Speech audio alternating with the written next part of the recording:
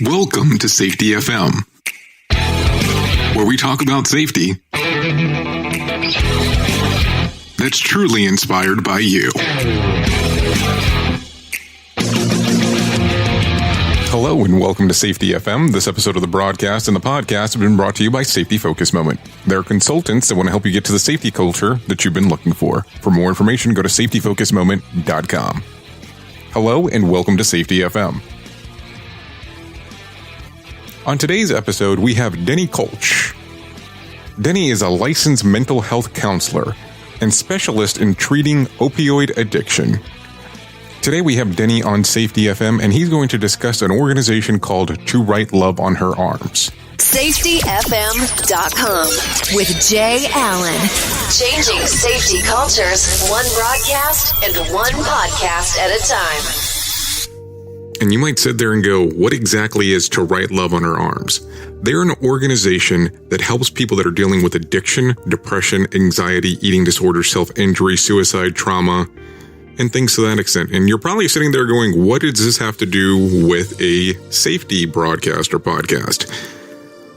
Well, I know that sometimes we deal with a lot of different things within the safety industry, and we see some things that most people don't get to see, and sometimes we have to interact with people and have understandings on things that are kind of out of the ordinary. And I sat here and I gave some consideration of exactly what we deal with as safety professionals, and some of the thoughts that you might have at times, and some of the strange things that you get to see, and also when you start talking about it, some of the things that you get to see, especially if you're at a location where there's an incident that occurred, or if you're actually involved in doing investigation, and especially in real time, especially after an incident has occurred. So I really thought that if we had a discussion about this particular organization with Denny, he can give you some insights on what they do, and also be able to provide some help to some of the listeners that are out there. Without us discussing anymore what the episode's about, let's go ahead and get it started. And here's Denny Kolsch on Safety FM. Safety FM. Changing safety cultures. One broadcast and one podcast at a time. Well, Denny, I appreciate you actually coming on, and we have discovered you through To Write Love on Her Arms. That was really how we came about in regards of really finding out about you. And what I wanted to do today was actually why we have you on is really have a discussion about the organization. I will tell you, there was several years ago, I want to say it was probably closer to like 2010, if I remember correctly. I was in West Palm Beach, Florida, and I went to a Switchfoot concert, and they had a discussion, and they said, hey, we have these people here, and they brought somebody up from your organization, and they had a discussion with the crowd about what To Write Love on Her Arms stands for and how the organization was formed. So I wanted to get somebody on from your organization and really just have a discussion exactly what you guys do in regards of helping people. Could you cover that today? Yes, absolutely. So To Write Love in Her Arms started in 2006, really at that initial Switchfoot concert. And it began as an attempt to help one girl named Renee Yohe, who was struggling with addiction and mood disorder, specifically bipolar disorder. And they're really trying to help her get well. And they didn't really know a whole lot about mental health or treatment. It was Jamie Torkowski, who had just been introduced to Renee, and a handful of friends that were just trying to help her and try to get her into a place of help. So yeah, To Write Love in Her Arms was birthed out of this week-long attempt at trying to help Renee get into a treatment facility for her dual diagnosis issues that were going on. So from there, it turned into this internet phenomenon right around the time when Facebook and MySpace and all that is starting to become popularized. To Write Love in Her Arms came on the scene and started to become a real voice in our culture, especially with the youth youth and people in their early 20s, and became a voice in our culture that gave people permission to talk about mental health issues, to actually reach out and get help. And so, yeah, To Right Love in Our Arms since then has grown into this international organization that is doing a lot of work in regards to destigmatizing mental health issues in our culture and giving people, typically younger people, an avenue for understanding more about mental health, engaging with mental health issues through conferences, through just blog posts, through festival events, and To Right Love also has become a source of connecting people directly to treatment through some of their network and Find Help site on their website. And they've also, on top of that, been able to support people financially through treatment. They've donated, at this point, it's $1.5 million plus to treatment and recovery. So yeah, they've done a lot of work in advocacy and helping people get direct services, and then just culturally making these issues more accessible and less stigmatized. Well, I have to tell you, I'm actually based in the Orlando area, and there's quite a few things that you guys actually do in the community. And I'll tell you, I've been to a couple of the heavy and light things that you guys actually have out in at the House of Blues down in downtown Disney, or whatever it's named now. But I've really been impressed with some of the events. I know that you guys are actually tied into the Warped Tour. You guys go to several college campuses in regards of actually doing some of the tours and actually having some of the conversations. And it's really interesting just listening to everything that you guys cover. And I know that a lot of people will normally not come about or feel comfortable at first in regards of having the conversation about addiction or depression. And I was just amazed, and especially in the heavy and light section, on where they had the little name cards, or really not name cards, but they were just like Post-it notes that you could actually put out there and just kind of really reference what was heavy to you and what was light. It was one of those really moving moments, just being able to see a lot of people actually typing that stuff up, not typing it, but writing it out and putting it up there just to display on, what was affecting them at the time. So how easy is it when you're normally starting off the conversation, or you actually even have somebody actually contact your organization to say, hey, this is an issue that I'm struggling with, especially because this is something that normally most people don't talk about?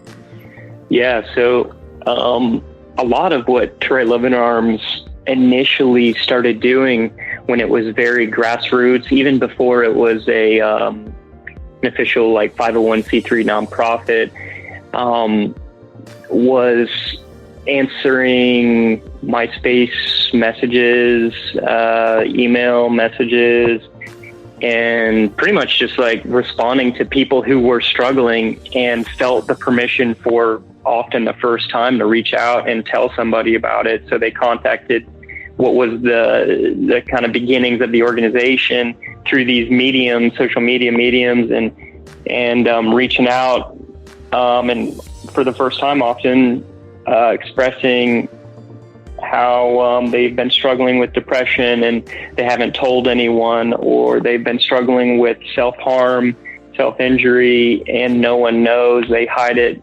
by wearing long sleeves, or saying, my brother or sister died of suicide and I don't know who to talk to about it.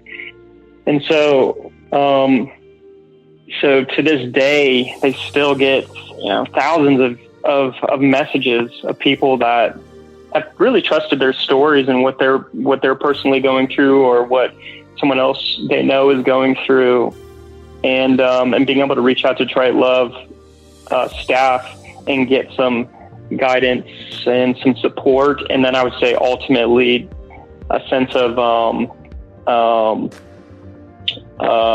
not being alone through that whole process, which is often what drives stigma. It's often what is driving mental health issues at a very systemic level in our society.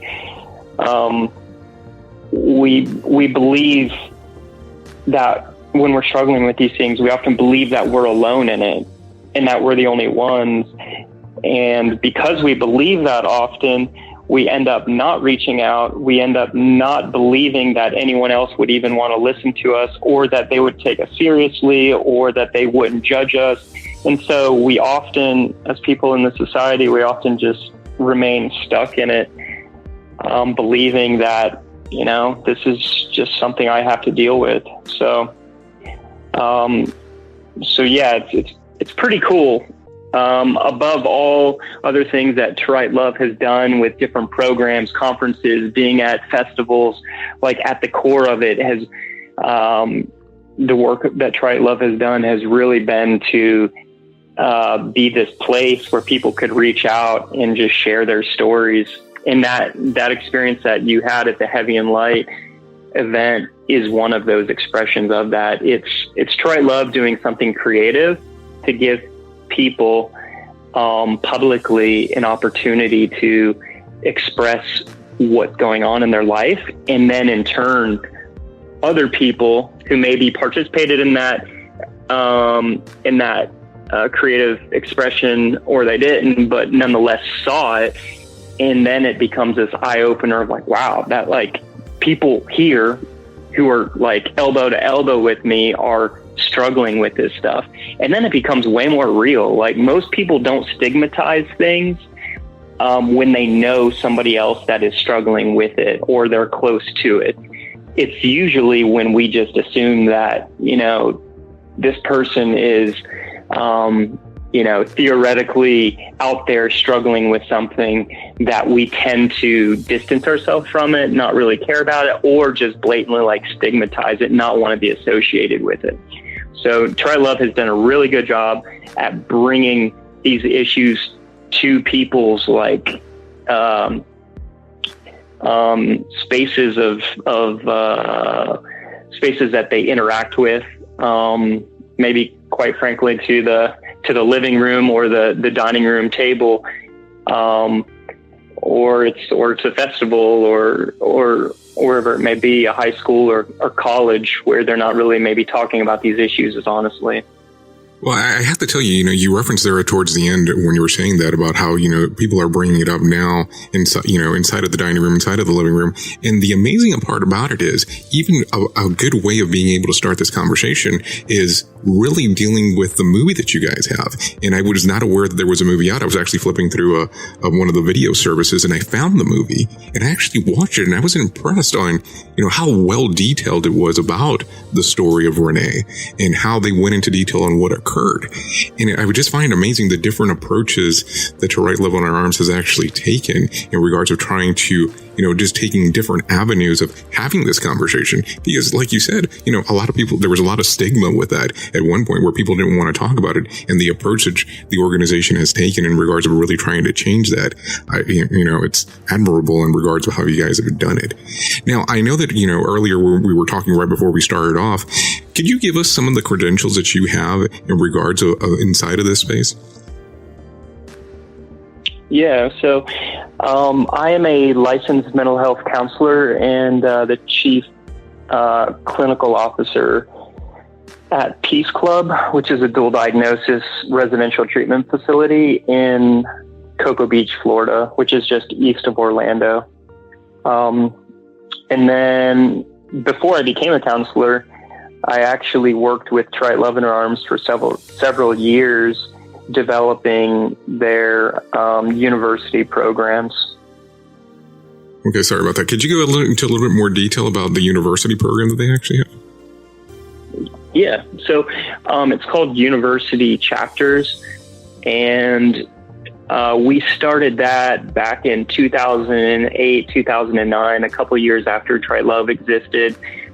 I noticed, having myself just at that point graduated from Florida State University, that To Right Love in Our Arms was kind of starting to get known on college campuses, but there was no real structure behind it or way for college students to engage with the mission of To Right Love in Our Arms. So we ended up launching this program called University Chapters as an attempt to organize students on college campuses across the United States and Canada mostly, to really have an avenue for rallying around the mission of To Right Love and Arms specifically, but also the issues of mental health, destigmatization, and education, generally speaking. So yeah, that's been in existence now for closing in on near a decade. So it's essentially just student organizations that carry the mission of To Right Love in Our Arms on campuses. So they'll do different events, fundraisers, creative kind of outreach stuff. And I believe there's still over or near around 100 of those chapters on college and university campuses across the United States. So right now, if we have any listeners that are listening and they're actually struggling with addiction, depression, or need grief counseling or self-injury, or, having suicidal thoughts, what is the best way to be able to contact To Right Love on Our Arms? The best way to contact usually is just reaching them through email, typically through their info account, and you can find out all that information on their website, twloha.com, or just simply Google search To Right Love in Our Arms, and it'll lead you to their website. So that's typically the best way to do it, because they daily have people checking that. They have a group of interns, which is an intern program they developed a handful of years ago. And these interns live in a house together for periods of like 4 to 5 months, about a term or a semester. And they answer emails all day long, pretty much, kind of 9 to 5, and are responding to people. So they will take the email, and then based on what's going on with that email, they'll be able to send it to the right person or personally answer it themselves. So yeah, the info account is the proper way to start that conversation.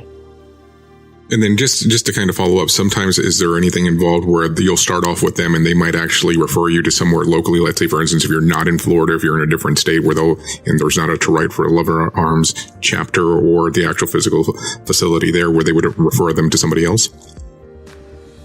Yeah. So if somebody is reaching out specifically for resources for counseling or treatment or something like that, then my recommendation would be, instead of reaching out through the info account, I would start actually with their website Find Help page, which is extremely exhaustive and will really comb through the different resources in each location. And it's something that they've had for a while, but they've recently put a good chunk of resources into just developing the technology behind it so that it can really connect people to their local resources. So their Find Help page on their website is the best place to start.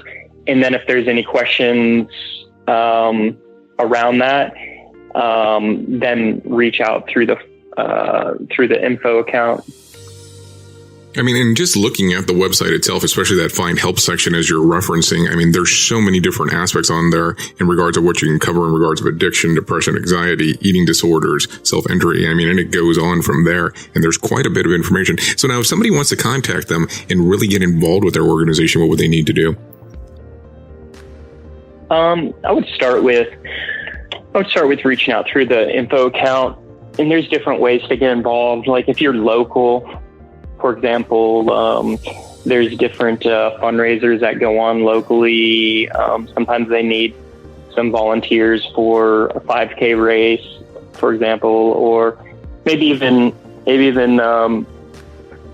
like a heavy and light event, something of that nature. So if they're local, I would just I would either show up to an event that's going on if they find out about it and say hi, or just reach out through the info account. Some very specific ways to get involved often are going through the intern program if someone's interested in that level of commitment. Or it might be connecting with a group on campus at a college or university. Or again, like if there's a festival going on or something like that, just stop by a booth. They're pretty open and hospitable and in terms of giving people some information and getting them some ways that they can get connected to the organization and actually turn their interest into a real practical, just volunteer type of thing, or like I said, an internship or something like that. Okay, and Denny, is there anything else that you would like to cover that I might not have hit on? I think that's about it, other than just reemphasizing the need in our culture to really continue to have this discussion. Podcasters even like getting involved in really giving their audience an opportunity to engage with these issues, because the statistics show that like 1 out of 4 people are struggling usually with some kind of mood disorder globally, and the majority of those people are not getting help. And often the reason they're not getting help is because they don't feel the permission by their friends or family members or community to even speak out about these things and to be honest about them, or B, they don't know where to go. So I would just leave with encouraging people to continue to talk about it in creative ways. If it means getting involved with Right Love in Arms to provide a real vehicle for engaging with this mission, then maybe that's what it looks like. But really just encouraging people to be open and honest about their own lives and realize that most people are struggling with very real mental health issues, and our society needs to grow by being open and honest about them. I mean, realistically, this is an ongoing conversation. This is not a conversation where it is you started and then it stops and then things change automatically. It's always an ongoing battle. Do I have that correct? Yeah, I mean, even people that are struggling with mental health issues, if it's a depression disorder, anxiety disorder, substance use disorder. I mean, personally, I'm a licensed therapist, but I'm also a person in recovery from anxiety and mood disorders and an opioid use disorder, heroin use disorder, 15 years sober now. So even for my own self, it's very real, even 15 years later, where I have to be on top of it. I have to be open with people around me. I have to be on top of my self-care and doing the things that I know work and keeping me well. So yeah, it's an ongoing conversation in our society. It's an ongoing conversation in our own lives, in our families' lives, in our communities' lives as well. Because it doesn't just disappear. Even when you treat it in your own life through counseling or whatever it is, you have to manage it longer term, and life does get better. There's reason to be hopeful, but you got to do the things that are necessary to maintain that sense of wellness and in health that we're really all after, and it takes work. And Denny, I'm glad that you really pointed that out, because I really think that sometimes that's the lack of understanding. People that are not going through that they think, it's just like going to a normal doctor where you go, you get treated, you get medicine, and then now you're good to move on. And I don't think that a lot of us have that understanding of this is an ongoing battle. And, things will get better, but it's something that it's consistently, I mean, you referenced right there, 15 years ago, that you've been sober, starting, 15 years ago. And it's just one of those things that you struggle with it daily. And I really do appreciate you actually giving us that information, but it's an ongoing battle, but things have, progressed for you, but it's something that you still deal with on a daily basis. For sure. Yeah. Still always got to be mindful of it, on top of it, and doing the things that I know work. And that doesn't look like how it looked during my first year of sobriety and recovery from all this, but it's definitely still an intentional activity that happens on a daily basis for me. So yeah, it's a real thing. There's reason for us as a society to put resources, energy into it, and then there's reasons for us personally to be open and honest about what's going on in our life, because we are valuable, we matter, and we matter to other people, and our stories are stories that other people are experiencing as well. Maybe not the same exact thing. We've all gone through our own individual things, but we individually share very similar stories in terms of that struggle, that real struggle of mental health. Well, Denny, if the people want to get more information about the organization or about you, what do they need to do? Check out the website, To Write Love in Her Arms, or twloha.com. If people are interested more specifically in the work I'm doing, I work with, I'm actually a co-founder of it. It's called a treatment center called Peace Club in Cocoa Beach. And they can find us at www.peace.club. I can also be found on Instagram at Denny Kolsch too. So I would love to give any support or direction I can to any of your audience, and then point them in any direction with Trite Love specifically that I can, that might end up helping them. Well, Denny, I do appreciate you coming on to Safety FM today. Great. It's been a pleasure talking with you. The views and opinions expressed on this podcast are those of the host and its guest and do not necessarily reflect the official policy or position of the company.